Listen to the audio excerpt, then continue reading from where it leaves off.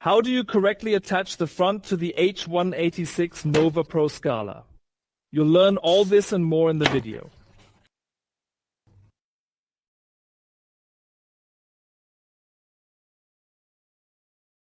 Today, we'll be learning how to attach the front to the closed version of the H186 Nova Pro Scala and to the Crystal Plus.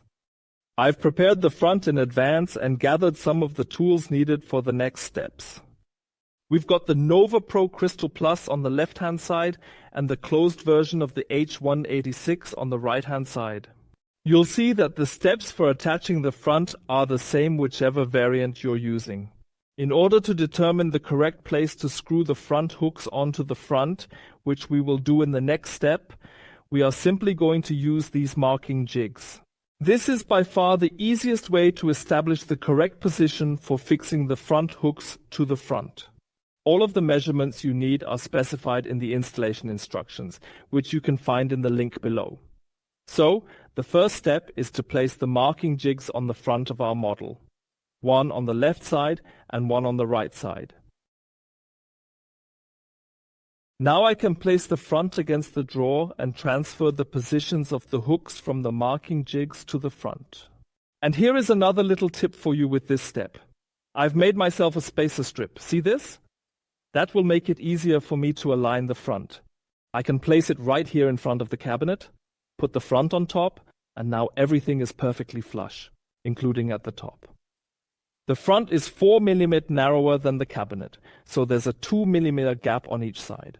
And now I can align it by eye, leaving about 2 mm on the right and 2 mm on the left.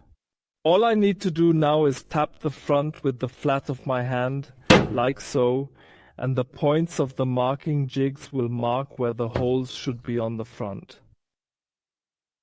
Now we simply need to make these marks a bit bigger, and we will do this by using my favorite tool, the automatic center punch. This will make the holes a little larger and therefore make them easier to see, which will then make it easier to screw the front hooks on.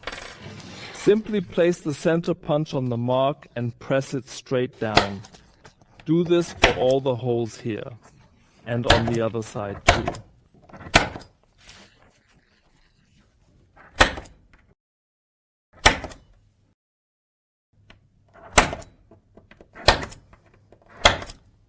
And now you can clearly see the exact position where the front hooks will be screwed on. So we'll screw the front hooks on here, and then we'll screw an extra installation hook on at the top as well. You can use standard chipboard screws to do this. It's perfectly fine to use 2 screws to attach the front hooks. 2 screws is enough. Make sure that the front hooks are attached in a perfectly straight position and not mounted at a slight angle. And once everything is screwed in, we can mount the front. And that is the last screw. All done. Now we can remove the marking jigs from the drawer sides. They sit securely and firmly in the drawer, which means that nothing will move around when you fit them in the first place. And now we can move on to mounting the front. To do this, we need to open the drawer and attach the front by slotting the installation hook into the bottom of the drawer side. Do this on both sides, like so, and on the other side too. It then sits like that. Now close the drawer and make sure that everything is correctly aligned with the cabinet, then press straight down in the middle. As you just heard, it should click into place nicely. And now the front is attached to the drawer. If I want to remove the front again now, the process is almost equally as easy. I simply need this lever here.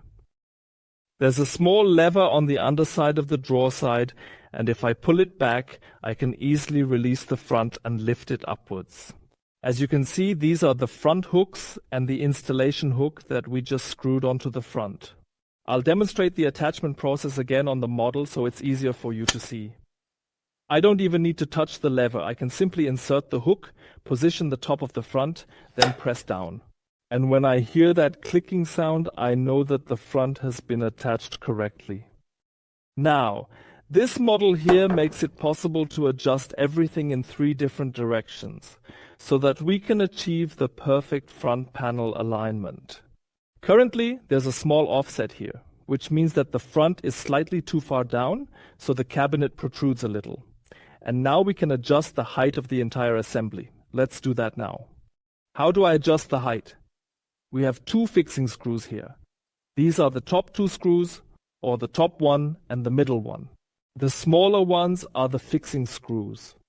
Simply undo each of these screws by a 1/4 turn, which then allows you to use the bottom screw to precisely adjust the height of the drawer, or rather, the height of the front.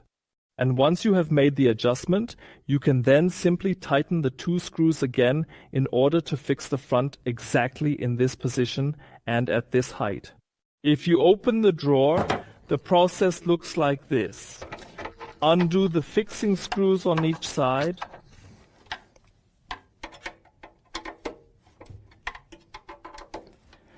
And then you can use the height adjustment screw to raise the front up or lower it down. I can even leave the screwdriver in the screw head, close the drawer, check everything again, and now use the screw to move the drawer front upwards. Turn the screw towards the back panel, by which I mean in the direction of the back panel. And now you can see that it's really very easy and convenient to precisely adjust the front. I still need a little bit more. That should do it. And now the front is perfectly flush with the top edge of the cabinet. Needless to say, we need to do this on the opposite side too. Go here, turn it upwards, and check everything. Once both sides have been adjusted and are perfect, then tighten the 2 fixing screws on each side. Now the height of the front is fixed, and it won't move anymore. As you can see, everything can be easily and precisely adjusted with a very simple crosshead screwdriver. Now we have the second adjustment, which is the side adjustment. I need to make sure that there's a 2 mm gap on the left side and the same on the right. Let's take a look. Here on the left, I can see a little bit less of the cabinet than I can on the right, which means I need to move the front to the right slightly. This is extremely easy to do, and you don't even need any tools. Open the drawer. Put your fingers on the levers at the bottom like before, then pull or push the levers backwards. Now you can move the front to the right or to the left with the palms of your hands. So it's relatively easy, and you don't need any tools. You can now check everything again. And now you see that the gap has moved, or rather that the front has moved, and now we have the perfect gap. The procedure looks like this. As I said, you use the same levers as we used before, and if you push them backwards like this, you can move the front either to the left or to the right. Now we have the third type of adjustment, which is available in the H122 and H168 models, and also in the H250. I'm talking about the integrated tilt angle adjustment mechanism. The tilt angle can be adjusted here using the screw at the back. This is a crosshead screw again. And like before, I can place the screwdriver here and turn the screw forwards, that is, towards the front. And then the drawer will tilt, so to speak, downwards at the front. The purpose of this is to adjust the gaps at the sides between the front and the cabinet. If you look closely now, for example, there is a small gap here at the bottom, however it is flush at the top. This means, exaggeratedly speaking, that the front is not straight.